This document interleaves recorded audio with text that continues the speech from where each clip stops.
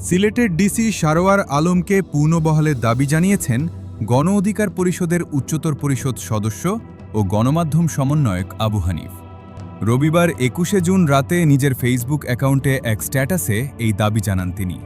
স্ট্যাটাসে আবু হানিফ লেখেন, সিলেটের ডিসি সারোয়ার আলমকে প্রত্যাহার করা হয়েছে আজকে।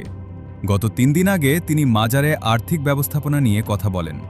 এর আগে সিলেটের পাথর খেকুদের বিরুদ্ধে গুরুত্বপূর্ণ ভূমিকা পালন করেন। পেশাদারিত্ব বজায় রেখে কাজ করায় আওয়ামী লীগের সময়ও তাকে শাস্তি পেতে হয়েছিল। একজন সৎ দেশপ্রেমিক কর্মকর্তা বারবার পরাজয় হয়েছে অসাধু চক্রের কাছে। তিনি বলেন, প্রশাসনে বদলি স্বাভাবিক বিষয় হলেও সরোয়ার আলমের ক্ষেত্রে স্বাভাবিক বলার অবকাশ নাই।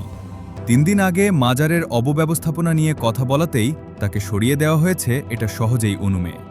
সরকারের উচিত তাকে পুনর্বহাল করা। তা না হলে জনগণের মনে প্রশ্নে জাগবে, এই সরকারও কি সিন্ডিকেটের কাছে জিম্মি?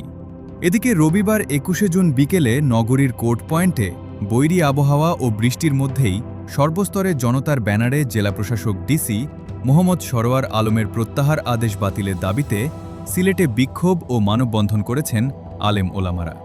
মানববন্ধনে বক্তারা বলেন, সিলেটের মানুষের হৃদয়ে স্থান করে নেওয়া এমন একজন জনবান্ধব ও কর্মঠ জেলা প্রশাসককে হঠাৎ করে প্রত্যাহারের সিদ্ধান্ত কোনোভাবেই গ্রহণযোগ্য নয়।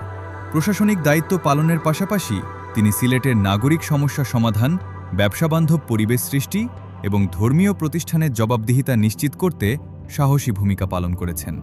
মানববন্ধন থেকে বক্তারা সরকারের প্রতি আহ্বান জানিয়ে বলেন, সিলেটবাসীর আবেগ ও প্রত্যাশার প্রতি সম্মান প্রদর্শন করে অবিলম্বে এই প্রত্যাহার আদেশ বাতিল করতে হবে। অন্যথায় বৃহত্তর সিলেটের সর্বস্তরের জনগণকে সঙ্গে নিয়ে আরও বৃহৎ আন্দোলন, গণসমাবেশ ও হরতালের মতো কঠোর কর্মসূচি ঘোষণার বিষয়টি বিবেচনা করা হবে।